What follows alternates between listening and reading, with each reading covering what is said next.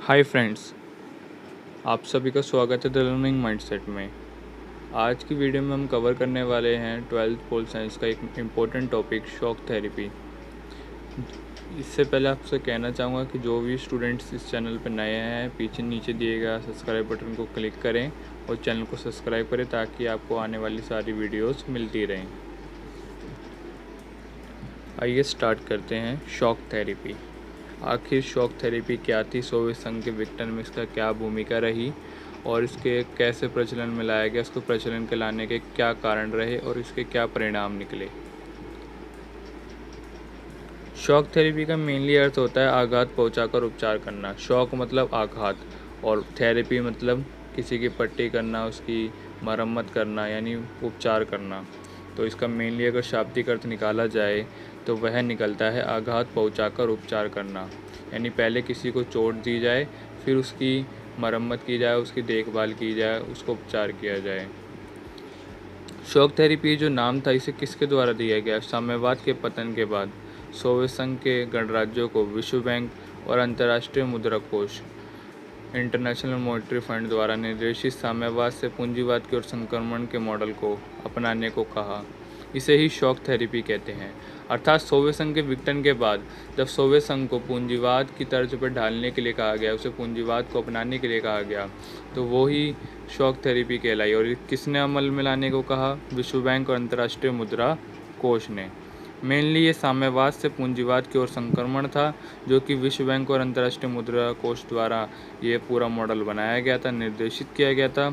इसी पूरे मॉडल को कहा गया शॉक थेरेपी। यानी शॉक उसे लगा था कि सोवियत संघ का विघटन हो गया, लेकिन पूंजीवाद की तर्ज पर ढालकर उसमें एक विकास की लहर लानी चाहिए विश्व बैंक और अंतर्राष्ट्रीय मुद्रा कोष ने, अर्थात उन्हें पहले शॉक पहुँचाकर उनकी थेरेपी की गई। तो इसे हमारी पूरी प्रोसेस को कहा गया शॉक थेरेपी। आइए अब देखते हैं शॉक थेरेपी की विशेषताएं कि ये जो पूरा मॉडल अपनाया गया था उसकी क्या विशेषताएं थी, उसमें क्या उसकी इम्पोर्टेंस थी। पहली इम्पोर्टेंस उसकी थी कि मिल्कियत का प्रमुख रूप निजी स्वामित्व हो गया था। सोवियत संघ जब था उस टाइम पे, सोवियत संघ वजूद में था अपने, जब शासन कर रहा था, तो उस टाइम पर सोवियत संघ की एक विशेषता ये थी कि वहाँ पर कोई भी जितनी भी संपत्ति थी वो राज्य की थी, निजी स्वामित्व नहीं था। लेकिन शॉक थेरेपी को अपनाने के कारण क्या हुआ, जो मिल्कियत थी, जो कि मालिकाना हक था, उस पर निजी स्वामित्व हो गया। उस पर राज्य का स्वामित्व से हट के वो निजी स्वामित्व की हो गई भूमि हो, चाहे उत्पादन के साधन हो, जितनी भी मिल्कियत थी वो सब पे जो मालिकाना हक हुआ वो किसका हुआ? निजी स्वामित्व। लेकिन सोवियत संघ जब था तो उस टाइम पे किसका हक था? वो राज्य के स्वामित्व में आती थी। कुछ भी भूमि, उत्पादन के साधन और मुक्त बाजार व्यवस्था किसी को भी अमल में नहीं लाया जाता था। इस शॉक थेरेपी की पहली विशेषता रही कि मिल्कियत का प्रमुख रूप निजी स्वामित्व था। दूसरा, मुक्त व्यापार व्यवस्था को अपनाया गया, यानी अब अपने देश में व्यापार को के अतिरिक्त भी अंतर्गत गृह व्यापार के अंतर्गत भी अब बाहर में आयात निर्यात किया जाने लगा। दूसरे देशों में फंड्स निवेश किए जाने लगे, वस्तुएं सेवाएं खरीदने लगे, प्रौद्योगिकी को खरीदने लगे। तो इससे क्या हुआ? मुक्त व्यापार व्यवस्था को अपनाया गया। अब अपने गृह सीमा के अंतर्गत ना करके व्यापार अब बाहर के देशों से भी आयात निर्यात किया जाने लगा। कि द्वार सबके लिए, ओपन डोर मतलब मुक्त व्यापार मतलब ओपन डोर, यानी द्वार सबके लिए खुले हैं, कोई भी आए व्यापार करे और वस्तु एवं सेवा का आयात निर्यात करे, सबके लिए ओपन डोर है। तीसरा पॉइंट था सामूहिक फर्म की जगह निजी फर्म में बदलाव गया। अब देखिए, जो फर्म होती है वो होती है बेसिकली एक ग्रुप ऑफ कंपनीज, है ना, जो कि उत्पादन की प्रक्रिया करती है और वस्तु एवं सेवाओं का निर्माण करती है। जो पहले जो फर्म थी, जो कंपनीज थी, वो किसकी थी? वो राज्य की थी, वो केंद्र की थी, मतलब जो सरकार शासन करती थी उसकी थी। वो सामूहिक फर्म थी जो कि सामूहिक वस्तुओं का उत्पादन करती थी। अब निजी फर्म आ गई कि मतलब अब निजी जो ज़्यादा उत्पादन करती थी और जो कि सामूहिकता के ध्यान से हटकर, यानी लोगों के कल्याण से हटकर, अब वो केवल लाभ के उद्देश्य से उत्पादन करती थी, यानी मैक्सिमम प्रॉफिट जो हो सके उसके लिए जो उत्पादन करती थी वो निजी फर्म कहलाई। लेकिन सोवियत संघ जब जीवित था उस टाइम पे सामूहिक फर्म के उसके ऊपर उन्होंने काम किया कि लोगों का ज़्यादा से ज़्यादा कल्याण हो सके। लेकिन सोवियत संघ के विघटन के तत्पश्चात ही निजी फर्म आ गई, जिससे के कारण जो जितना भी व्यापार होता था, जितना भी उत्पादन होता था, वो केवल लाभ के उद्देश्य को ध्यान में रखकर किया जाने लगा। चौथा पॉइंट है पूंजीवादी पद्धति से खेती की जाने लगी। जितनी भी खेती थी वो साम्यवादी पद्धति से की जाती थी, अर्थात जो अपने लोगों के पेट भरने के लिए की जाती थी। आयात निर्यात पे इतना ध्यान नहीं दिया जाता, मेनली कि हमारे ग्रह के अंदर जितने भी लोग रहते हैं उनका पालन पोषण हो सके, कोई भी भूखा ना हो, कुपोषित ना हो। लेकिन जब पूंजीवादी पद्धति से खेती की जाने लगी तो मैक्सिमम प्रॉफिट होने लगा, जिससे जो खेती थी, जो भी उत्पादन होता था खेती से, वो उसका निर्यात भी किया जाने लगा, अर्थात पूंजीवादी पद्धति से खेती की जाने लगी। अब इसमें भी मैक्सिमम प्रॉफिट ढूंढा जाने लगा कि ज़्यादा से ज़्यादा प्रोडक्शन कैसे किया जाने लगे। तो ये 4 मेन इसकी विशेषताएँ थी, और आप नीचे 5वीं और 6ठी कमेंट करके भी लिख सकते हैं यदि आपके दिमाग में कुछ है, लेकिन मैं बेसिकली 4 विशेषताएँ थी इसकी।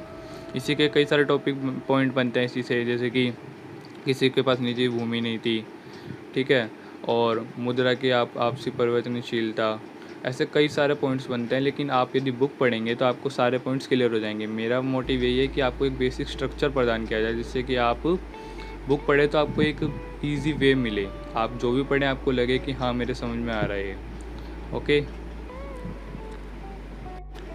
अब आता है एक बहुत ही ज़्यादा इम्पोर्टेंट टॉपिक जो आपके पेपर में लगातार पूछा जाता है कई बार, चाहे वो लॉन्ग आंसर टाइप में पूछा जाए चाहे शॉर्ट आंसर टाइप में पूछा जाए। शॉक थेरेपी के परिणाम, कि शॉक थेरेपी के क्या परिणाम रहे, क्या रिजल्ट निकले उसके। तो सबसे पहले उसका रिजल्ट निकला वो था अर्थव्यवस्था तहस नहस हो गई, क्योंकि जो पूरी अर्थव्यवस्था साम्यवाद पर अमल कर रही थी अब वो सब पूरा पूंजीवाद की तर्ज पर ढाला गया, यानी पूंजीवादी कर दी उसकी व्यवस्था। तो पूरी जो अर्थव्यवस्था पहले से कायम थी वो पूरी तहस नहस हो गई। दूसरा पॉइंट था समाज कल्याण की पुरानी व्यवस्था नष्ट हो गई और जनता को ये बर्बादी की मार झेलनी पड़ी, क्योंकि जितनी भी जो सोवियत संघ था वो समाजवाद के ऊपर अमल कर रहा था। वहाँ पर जो जनता का जो कल्याण है वो सबसे पहले देखा जाता था, और जो समाज कल्याण की व्यवस्था पुरानी ख़त्म हो गई। अब जनता क्या थी, जो बेचारी समाज सरकार की नीतियों के लिए पे निर्भर थी। जितने भी जो काम है जैसे राशनिंग वगैरह, जितनी भी सरकारी नीतियाँ होती हैं वो जनता उसके ऊपर निर्भर थी। अब जब समाज कल्याण की पुरानी व्यवस्था जो ख़त्म हो गई तो जनता को बर्बादी की मार झेलनी पड़ी। तीसरा पॉइंट है पूर्णतः असफल रूस का औद्योगिक ढांचा चरमरा गया, कि जो रूस का जो पूरा औद्योगिक ढांचा जो कायम था वो केंद्रीय सत्ता के हाथ में वो पूरा चरमरा गया, क्योंकि सब पूंजीवाद की तर्ज पर डालने लगा। जितने भी शेयर थे वो निजी कंपनियों को दिए जाने लगे, जो कि गराज सेल भी कहलाए। आगे पढ़ेंगे क्या होती है गराज सेल। चौथा पॉइंट था मुद्रास्फीति, जिसे हम अगर हिंदी में अगर बेसिकली मतलब निकाले तो महंगाई होता है इसका मतलब। वैसे महंगाई से कई ज़्यादा भिन्न कॉन्सेप्ट है मुद्रास्फीति, लेकिन इसे आप अगर समझना चाहते हैं तो महंगाई से रिलेट कर सकते हैं कि मुद्रास्फीति बढ़ गई थी। चौथा पॉइंट। अब मुद्रास्फीति कैसे बढ़ी, पांचवा पॉइंट उसी की व्याख्या करता है कि रूसी मुद्रा रूबल, यानी रूस की मुद्रा क्या है रूबल, जैसे इंडिया की रुपीज़ है, में गिरावट आ गई। अब देखिए जो रूबल थी उसकी वैल्यू ज़्यादा थी। आज की अगर रूबल की इस डेट में अगर कैलकुलेशन करें इन इंडियन रुपीज़ तो आज 1 रूबल बराबर है 1 रुपये 2 पैसे के। तो उससे रूस की मुद्रा में गिरावट का हम अंदाज़ा लगा सकते हैं कि जो पहले इतनी पावरफुल मुद्रा थी रुपीज़ से, आज उसकी वैल्यू केवल 1 रुपये 2 पैसे रह गए भारतीय रुपये की। पॉइंट नंबर 6 गराज सेल, बहुत ही ज़्यादा इम्पोर्टेंट पॉइंट है, क्योंकि 90% उद्योगों को निजी हाथों या कंपनियों में कम दामों में बेचा गया, जिसे इतिहास की सबसे बड़ी गराज सेल कहा जाता है। तो जो सोवियत संघ के जो 90% उद्योग थे उन्हें निजी हाथों में सौंप दिया गया, यानी साम्यवाद से लेकर पूंजीवाद की ओर जो संक्रमण हुआ वो ही क्या कहलाया गराज सेल। यानी कहने का मतलब यह है कि एक निवेशकों के लिए एक बाज़ार की व्यवस्था की गई, जहाँ पर विभिन्न देशों से निवेशक आए, उन्होंने बोली लगाई और उद्योगों को खरीद लिया गया। लेकिन इस ध्यान देने वाली बात यह है दोस्तों कि इस बोली में आम जनता और जो उसके सोवियत संघ के अंतर्गत जो व्यापारी थे उन्हें भी इस बोली में भाग लेने का मौका दिया गया था, पर पत्र दिए गए थे उन्हें, जिससे कि वो इसमें भाग ले सकते थे। लेकिन सोवियत संघ में जैसे मुद्रास्फीति बढ़ रही थी, महंगाई बढ़ रही थी, धन के अभाव के कारण लोगों ने वो पत्र काला बाजारियों को बेच दिए और कुछ धन अर्जित कर लिया, जिससे क्या हुआ कि जो आम लोग थे, आम निवेशक थे, वो इस गराज सेल में भाग नहीं ले पाए, केवल कुछ को छोड़कर।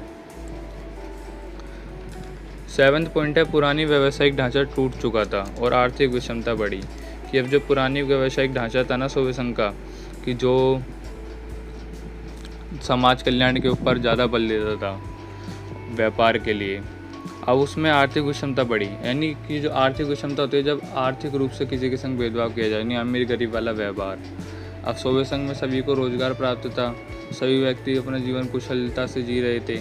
लेकिन जब पूंजीवाद आया तो हर व्यक्ति को सरकार द्वारा दिए जाने वाली जो सुविधाएं थी वो ख़त्म हो चुकी थी, जिससे क्या हुआ, आर्थिक विषमता बढ़ी। अमीर गरीब की जो खाई थी वो चौड़ी होती गई और उसने बहुत ही विराट रूप ले लिया।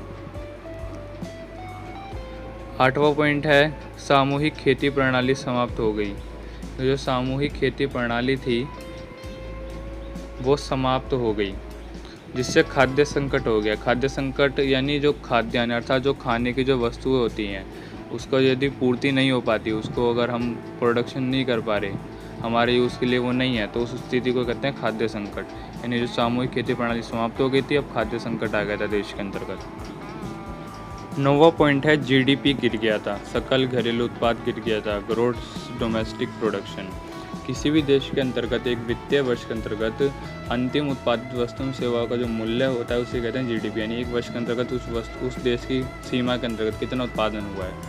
और जीडीपी कहीं ना कहीं किसी देश के विकास का सूचक होता है कि जिस देश का जीडीपी जितना ज़्यादा होगा वो देश उतना अधिक विकासशील होगा, और जिसका जितना कम होगा वो उतना ही अविकसित देश होगा।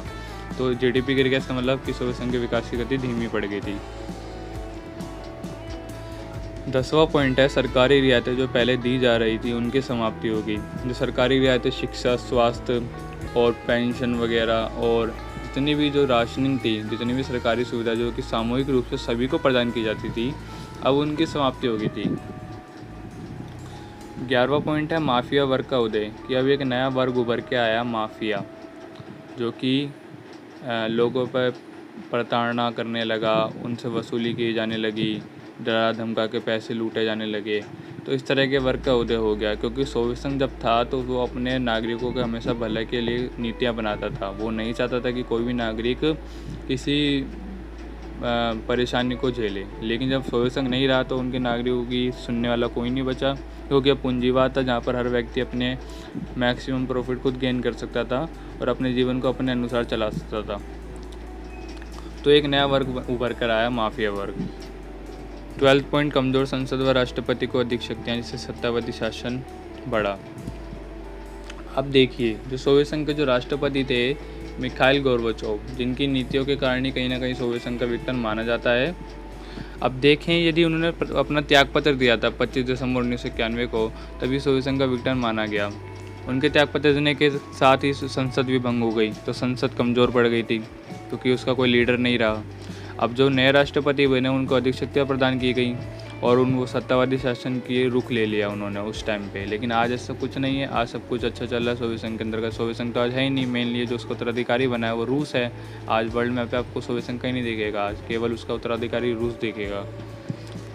और जितने जो उसके संघ जो गणराज्य थे वो आज अब स्वतंत्र बन चुके हैं।